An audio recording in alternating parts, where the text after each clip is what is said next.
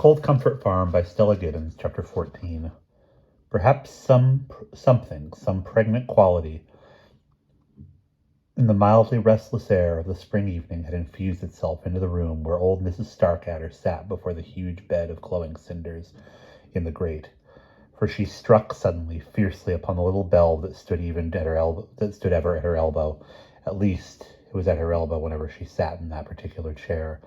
A plan which she had been pondering for days and had even hinted at to Seth had suddenly matured. The shrill sound leapt through the tepid air of the room. It roused Judith, who was standing at the window, looking with sodden eyes at the inexorable fecundity of the advancing spring. "I mun go downstairs," the old woman. "Mother, you're mistaken. 'Tis not the 1st of May, nor the 17th of October. You'd better bide here," protested her daughter. "I tell you I mun go downstairs. I mun feel you all about me. All of you, Micah, Irk, Ezra, Harkaway, Caraway, Amos, Reuben, and Seth, and Mark and Luke. None of you men ever leave me. Give me my liberty, bodice girl." Silently, Judith gave it to her. The old house was silent. The dying light lay quietly upon its walls, and the sound of the blackbird's song came into the still empty rooms. Aunt Ada's thoughts spun like Catherine wheels as she laboriously dressed herself. Once, when you were a little girl, you had seen something nasty in the woodshed. Now you were old and could not move easily. You leaned heavily on Judith's shoulder as she pressed her foot into the small of your back to lace your corsets. Flora drew the curtains and lit the lamp. Elfine's dress lay on the bed. A lovely miracle, and Elfine must be dressed before Flora could begin to think of her own toilet. It took an hour to dress Elfine. Flora washed her young cheeks with scalding water until they burned with angry roses, and brushed back the wings of hair, slipped the foam of the petticoat over her head, and brushed again, stood on a chair to drop the dress over her head, and then brushed again, and then she put on the stockings and shoes, and wrapped Elfine in the white coat, put the fan and bag into her waiting hands, and made her sit on the bed, out of dust and danger. "Oh, Flora, do I look nice?" "You look extremely beautiful," returned Flora, solemnly looking at her. "Mind you behave properly." But to herself she was thinking, in the words of Abby Fossey Maigret, "Condole with the ugly duckling's mother. She has fathomed the pit of amazement." Flora's own dress was in harmonious tones of pale and dark green. She wore no jewels, and her long coat was of Viridian velvet. She would not permit Elfine to wear jewels either, though Elfine begged for at least her little string of pearls. Now they were ready. It was only 6:30. There was a whole hour to wait before they could creep down to the waiting car. In order to calm their nerves, Flora seated herself upon the bed and read aloud from Pensie's. "Never arrive at a house at a 3:15. It is a dreadful hour, too early for tea and too late for luncheon. Can we be sure that an elephant's real name is Elephant? Only mankind presumes to name God's creatures. God himself is silent upon the matter." Yet the Pensies failed to have their usual calming effect. Flora was a little agitated. Would the car arrive safely? Would Claude Hart Harris miss the train? He usually did. How would Seth look in a dinner jacket? Above all, would Richard Hawkmonitor propose to Elfine? Even Elfine did not dare to imagine what would happen if they returned from the ball. And he had not spoken. He must speak. She conjured the god of love by the spring of evening, by the blackbird's song, by the triumphant beauty of Elfine. Now you are putting on your elastic-sided boots. You had not worn them since Fig died. Fig, a prickly beard, a smell of flannel, a fumbling, urgent voice in the larder. Your boots smelled nasty.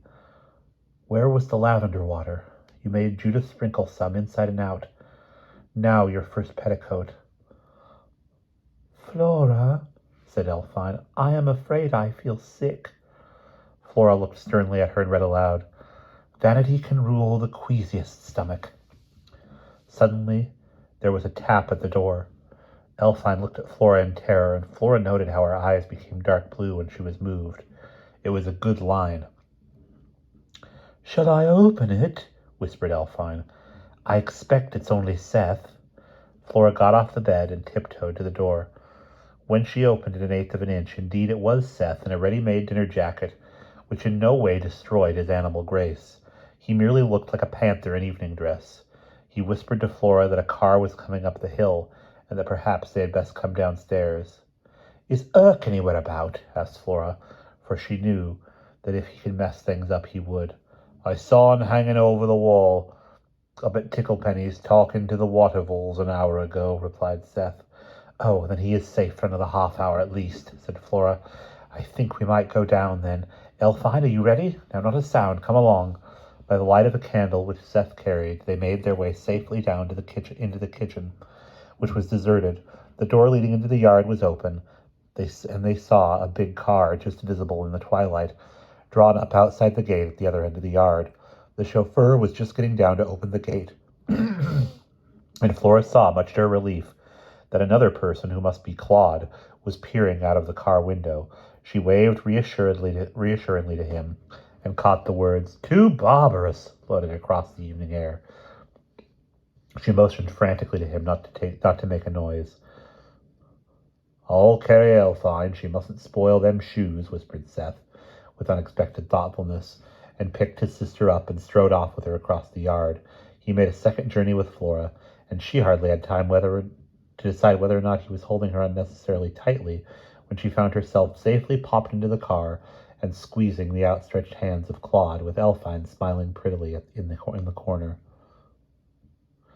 "My dear, why all this fall of the House of Usher stuff?" inquired Claude. "I mean, this is too good to be true. Where do we go from here?" Seth was giving the chauffeur his instructions. And in this pause, just before their adventure really began, Flora gazed up searchingly at the windows of the farmhouse. They were dead as the eyes of fishes, reflecting the dim, pallid blue of the fading west. The crenellated line of the roof thrust blind ledges against the sky, into which the infusion of the darkness was already beginning to seep. The livid silver tongues of the early stars leaped between the shapes of the chimney pots, backwards and forwards, like idiot children dancing to a forgotten tune. As Flora watched, a dim light flowered slowly behind a drawn blind in the window of the room immediately above the kitchen, and she saw a shadow move hesitatingly, as though it had lost a bootlace and was searching dumbly for it across the blind. The light was like the waxing and waning of the eye and the head of a dying beast. The house seemed to settle deeper into the yard as darkness came. Not a sound broke its quiescence, but the light, strangely naked and innocent, burned waveringly on its deepening gloom. The car moved forward, and Flora, for one, was immensely bucked to be off. "Well, Flora, you look extremely nice," said Claude, studying her. "That dress is quite charming. As for your protégée," he added in a lower tone, "she is beautiful. Now tell me all about it." So, also lowering her voice, Flora told him. He was amused and interested, but a little discontented with his own role.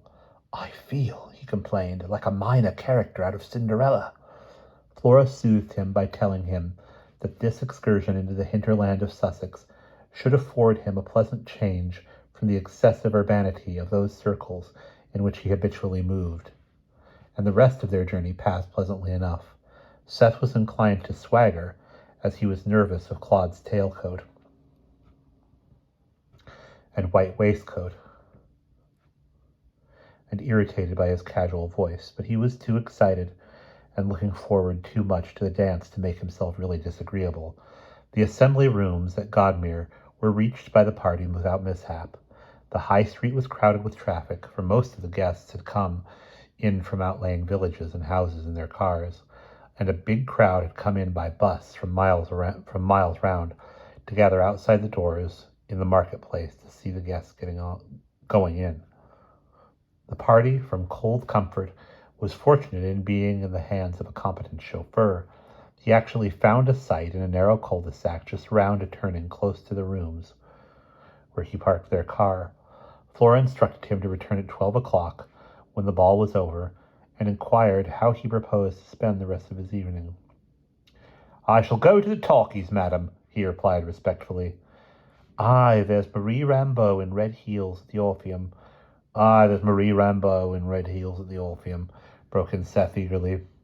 "Well, yes, that will do very well," said Flora graciously, frowning slightly at Seth, and she slipped her fingers through the arm of Claude, and they moved slowly off through the crowd to the rooms. A red carpet had been placed down the flight of steps leading to the entrance, and along its pavement as far as the curb on either side of the carpet was assembled a large crowd of sightseers, whose interested and admiring faces were illuminated by two flambeaux which burned at either side of the entrance.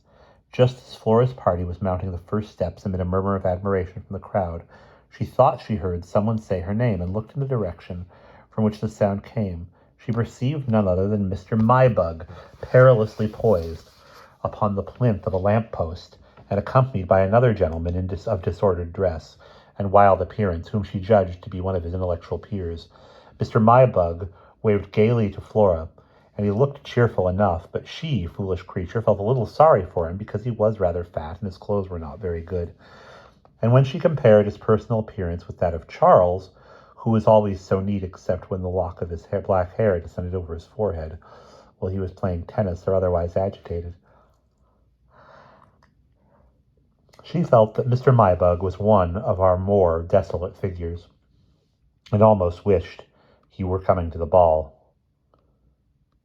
"Who's that?" inquired Claude, glancing in the direction of her gaze. "A Mr. Mybug. I met him in London." "Good God!" observed Claude in a tone of deep distaste. Had Flora been alone, she would have called pleasantly to Mr. Mybug across the heads of the crowd. "How do you do? How amusing to see you here. Are you copy hunting?" But she felt that upon this occasion she stood in the relation of a chaperone and sponsor of Elfine, and that her own conduct must be carefully regulated so as not to give rise to a breath.